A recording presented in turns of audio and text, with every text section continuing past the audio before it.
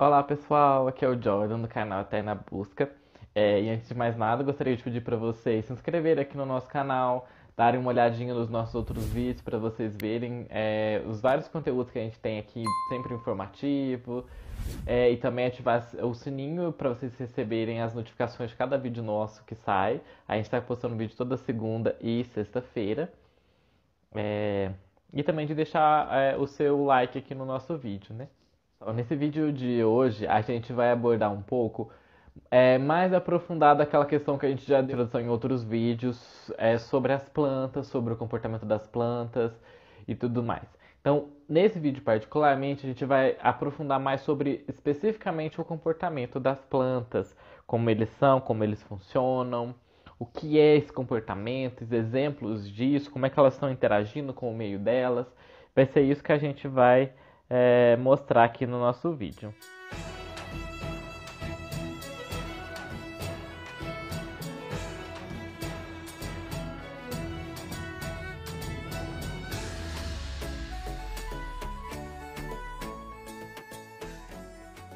Então, como a gente já falou nos nossos outros dois vídeos anteriores, uma das principais características para a gente pensar as plantas é que elas são sésseis, ou seja, elas estão paradas. Ou seja, como elas estão paradas, elas não podem escapar de um predador.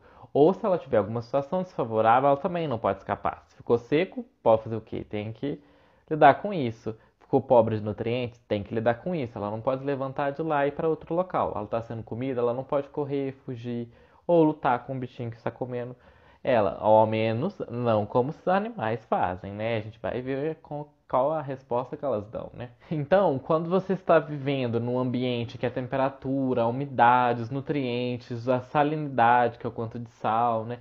A luminosidade estão variando sempre, continuamente, é, que é o caso das plantas, elas precisam ter um modo muito sofisticado para responder a todas essas alterações, porque elas não podem sair dali, né? É, E por que que elas não desenvolveram a habilidade de sair por aí andando igual os animais? Os cientistas teorizam de que elas desenvolveram esse estilo de vida séssil justamente porque o recurso energético que elas precisam, que elas comem, né, é o que? A luz. Então, assim, o que elas mais precisam é de luz. Então, se o que elas mais precisam é luz, a luz ela não precisa sair por aí correndo. Ela pode ficar parada num local e ela vai conseguir luz parada ali, né? Então, os ancestrais das plantas, como eles não precisavam de ter essa livre locomoção de um lugar para o outro para satisfazer as suas necessidades, ao contrário dos animais que precisam de outros organismos para gerar a sua própria energia, as plantas geram a sua própria energia. Então, justamente por isso é que elas não vão desenvolver esses sistemas sofisticados locomotores, né, de músculos e tudo mais. Aí a gente tem a ideia, como a gente já explicou no nosso outro vídeo, que o comportamento das plantas ele sempre vai ser em resposta a uma mudança ambiental no decorrer do curso de vida de um indivíduo. O comportamento é essa resposta que as plantas vão dar conforme elas vão crescendo e vão se desenvolvendo as coisas que acontecem naquele ambiente. Então, o comportamento das plantas ele vai ter uma base fisiológica, ou seja, ele vai ser mediado pelas reações químicas internas da planta, né? Muito mais do que no caso do comportamento dos animais, né? Então, o que vai diferenciar um comportamento de outras reações fisiológicas e químicas que ocorrem no organismo? É justamente a velocidade da resposta e também porque aquela resposta ela não é permanente no organismo. Ou seja, o comportamento ele não inclui mudanças já programadas para acontecerem no decorrer daquele indivíduo. Por exemplo, quando a semente está germinando para se transformar em uma muda, as coisas que acontecem nesse momento, isso não é comportamento, porque isso são mudanças que é chamado de mudanças ontogenéticas, ou seja, que é definido pela genética daquele indivíduo. No caso dos comportamentos em animais, como a gente já comentou em outros vídeos, eles são basicamente associados, ou comumente se associavam, aos movimentos que os músculos geram. Então, geralmente, eles seriam o resultado de uma ação nervosa. E no caso das plantas, se nós pegássemos isso, essa concepção, as plantas não teriam comportamento, porque afinal de contas elas não têm sistema nervoso. Porém, como a gente já explicou, no caso das plantas, o comportamento ele está relacionado com outros aspectos, com outras intencionalidades, né? E a gente acha que as plantas têm comportamentos lentos sempre, né? Que é sempre isso que vai aparecer só durante várias semanas, dias ou anos. Porém, as plantas têm respostas rápidas a estímulos físicos. Um exemplo é que existem muitos legumes que eles vão se dobrar as folhas rapidamente se eles forem perturbados. Igual tem aquela plantinha que você toca as folhinhas e as folhinhas fecham assim, né? Essa a característica de algumas plantas têm de se dobrarem quando um inseto se aproxima, ou quando ela sofre algum ferimento, e isso pode afastar alguns herbívoros, alguns pequenos herbívoros podem se assustar com o movimento, e também isso pode servir para expor os espinhos maiores que a planta pode ter escondida entre as folhas, né? Já outras leguminosas, outros grupos de plantas tropicais, quando há uma chuva muito forte, elas abaixam as suas folhas. Mas quando é uma chuva fraca, elas não abaixam. Ou quando os insetos pousam nas folhas, né? Então, isso é uma resposta que as plantas dão para que as folhas se sequem mais rapidamente. Outra característica é a das plantas carnívoras, como por exemplo a da Dionéia, que tem aquela boquinha que fecha quando o inseto pousa. Então ela tem pelos de gatilho que, quando estimulados pelo inseto, ela fecha rapidamente para prender o inseto ali.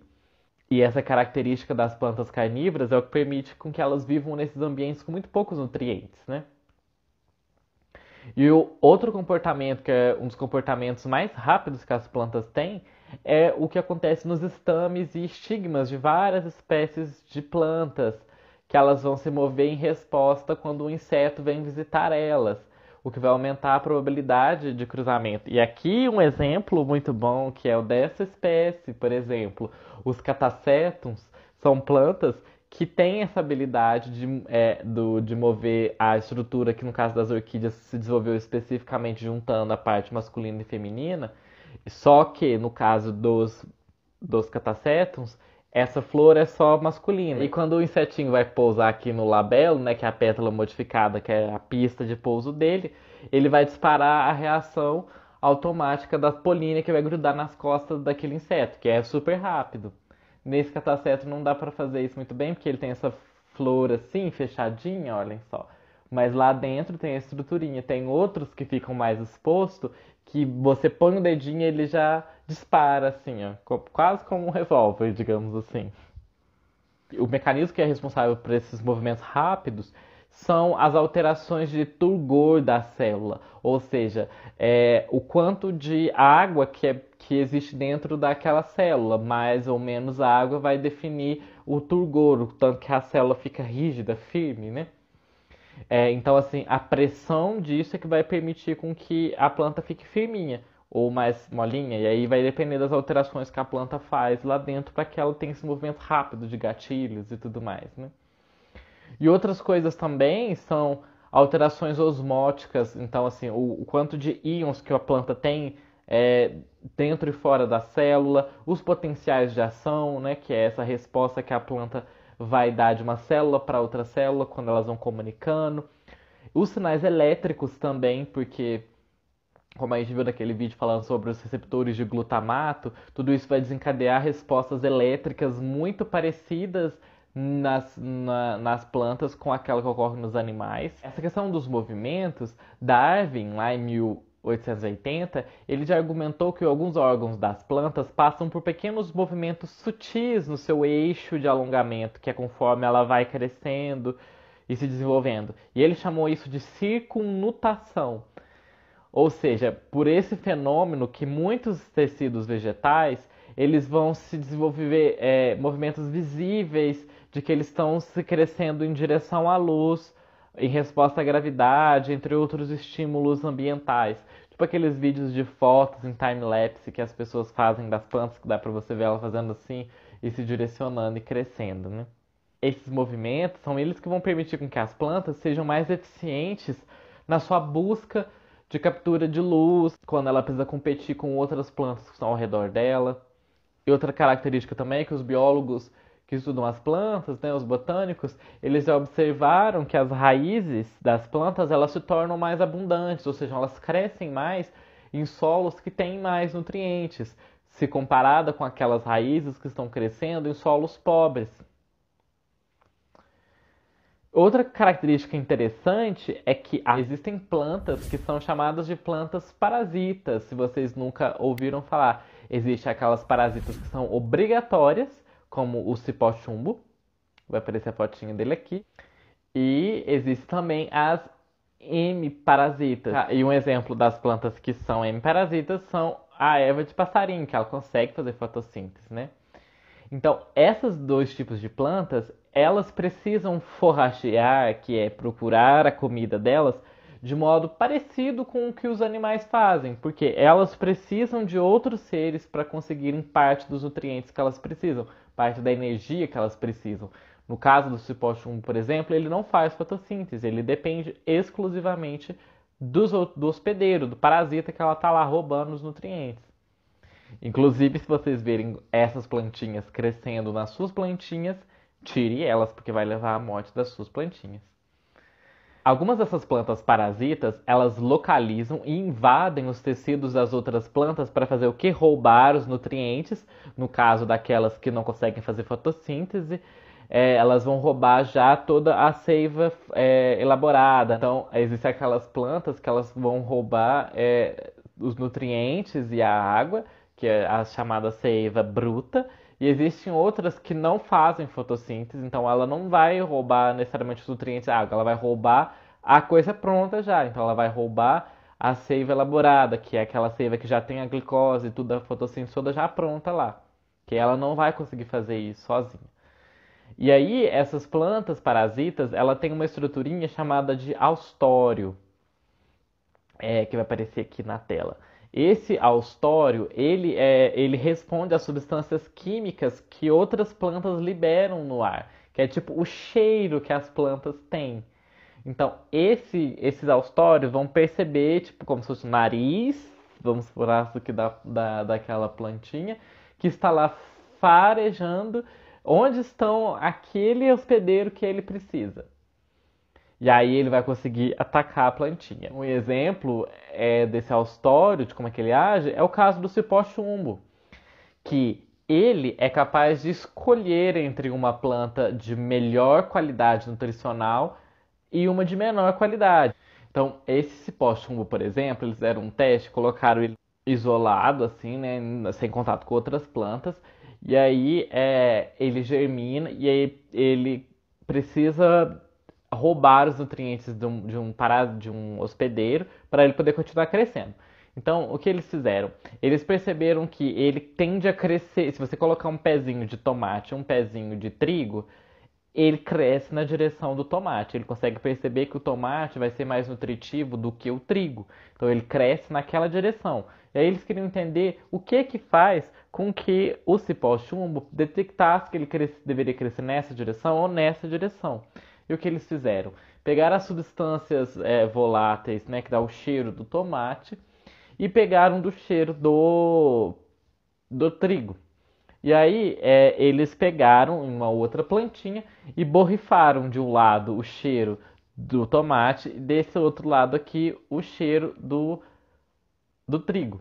E aí eles perceberam que o cipó ele cresce na direção do tomate, ou seja, ele é capaz de perceber que para cá ele vai conseguir mais nutrientes do que se ele crescesse para cá. Outra característica das plantas é que elas conseguem ajustar o seu sexo em resposta ao ambiente. Ou seja, quando acontece algum estresse ambiental, isso faz com que as plantas elas vão investir desproporcionalmente entre flores masculinas e femininas, assim como o acesso à água. Isso também vai fazer uma alteração se as flores vão dar se as plantas vão dar flores masculinas ou femininas. E um exemplo clássico disso é as orquídeas. As orquídeas, elas geralmente, a grande maioria dos gêneros, e é uma das maiores famílias, são hermafroditas, ou seja, ela tem tanta estrutura, por exemplo, essa Cattleya, ela tem nas suas flores tanto a parte masculina quanto a feminina. Porém, um dos gêneros das orquídeas, que é essas daqui, que é os Catasetum, eles não eles produzem flores, tanto flores hermafroditas, que tem a parte masculina e feminina na mesma flor, porém eles evoluíram de uma forma diferente, emitindo flores masculinas, que são essas daqui, e flores femininas. Então, eles emitem flores femininas quando elas estão expostas a um estresse muito grande. Ou, por exemplo, uma alta luminosidade, uma falta d'água maior e tudo mais. Isso são mecanismos que as plantas têm para garantir que ela não vai polinizar ela mesma. Então, assim, que ela vai receber políneas, né, que são a estrutura reprodutiva das plantas, parte masculina, de outra planta diferente. Então, ela não vai reproduzir ela mesma, porque ela não tem flor feminina aqui, só masculina. E é interessante que a questão da rapidez do movimento, um dos movimentos mais rápidos que se conhece na biologia é a liberação do pólen. E que algumas plantas, como as flores da moreira branca, quando o ar está muito seco, a velocidade com que ela libera o pólen é mais alta do que a velocidade do som. Sabiam disso? Mas é óbvio que o tanto que o pólen vai se espalhar é muito mais limitado, né, do que o movimento de um animal. É interessante também que, se nós observarmos como as raízes crescem, como elas vão crescendo em meio aos solos ricos de nutrientes, a gente vai perceber que elas formam trilhas em busca desse nutriente delas, muito parecidas com as trilhas das formigas. Só que, obviamente, elas demoram, tem uma escala de tempo muito diferente, porque você vê as formiguinhas andando rapidamente. Já as plantas, a gente não vai ver as raízes crescendo, se direcionando da mesma velocidade, né? Mas tanto o comportamento da formiga quanto da planta são altamente dependentes de onde está a comida. Elas vão naquela direção e elas estão caminhando e procurando aquela fonte de alimento, né? As raízes, aquelas raízes mais finas das plantas que buscam os nutrientes, elas se revertem ou avançam muito facilmente. Um grande paralelo ao comportamento dos animais, né? Lembrando que a gente já tinha explicado o que é o comportamento modular das plantas, esse comportamento é em grande parte o responsável do comportamento das plantas, desse comportamento de forrageamento das raízes, né? Que cada unidade das raízes ali é meio que independente na sua tomada de decisão. Ela interpreta aquele ambiente, analisa como ele está e aí ela direciona para onde ela vai crescer, se ela vai crescer, se ela não vai crescer, né? A cada estrutura de raiz tem a sua independência, de certa forma, mas ao mesmo tempo, cada uma processa a informação. Tanto é que daí surge até uma outra teoria que nós vamos abordar mais pra frente, da teoria do cérebro de raiz, né? Então, a gente pode dizer que, da mesma forma que o comportamento dos animais dependem da sua mobilidade, o comportamento das plantas dependem dessa característica de organização modular da planta como um todo. A gente tem que entender que o comportamento das plantas ele é muito mais localizado, ou seja, eles acontecem em porções do corpo da planta mais específico do que do caso dos animais, que quando ele vai fazer o comportamento, geralmente ele demanda com que o corpo todo se mova naquela direção, né? Um exemplo clássico que demonstra essa característica de comportamento mais local das plantas é um que foi desenvolvido por Drew em 1975, em que ele cultivou a cevada em solos que continham diferentes concentrações de fosfato. E as porções dos sistemas radiculares que tinham contato com maiores concentrações de fosfato, elas cresciam muito mais raízes laterais do que as raízes que estavam crescendo nas concentrações baixas. Ou seja, o tanto de raiz que ela iria emitir estava ali dependendo do tanto de nutrientes que a planta tinha. Ou seja, ela era capaz de crescer de modos independentes, ou seja, de se direcionar de formas independentes. Então, pessoal, a gente percebe como que as plantas também têm o seu próprio comportamento, as plantas também exibem tudo isso. E é bem interessante a gente desmistificar, né, essa ideia de que só os animais têm, mas a gente tem que perceber que o comportamento delas parte do modo com que elas sentem e se percebem no ambiente. Então, pessoal, para o vídeo de hoje era isso. A gente teve esse panorama geral sobre o comportamento das plantas, sobre várias coisas que envolvem como as plantas interagem com o meio ambiente, como é que elas vão modificar esse meio ambiente. E se gostaram do vídeo, deixem aqui no comentário se vocês já conheciam essas diferentes abordagens sobre as plantas. Se vocês têm alguma dúvida sobre algum comportamento ou alguma outra coisa que foi falada aqui no vídeo, ou então sugestão de outros temas de vídeos, comenta aqui também, né, no nosso vídeo para a gente pensar em fazer vídeos futuros. E também deixa um like aqui no vídeo se vocês gostaram. Se inscreva aqui no canal para vocês continuarem recebendo as notificações de todos os nossos próximos vídeos que saírem. E ativando também as notificações para não perder nenhum vídeo. Vejo vocês no próximo vídeo. Até mais!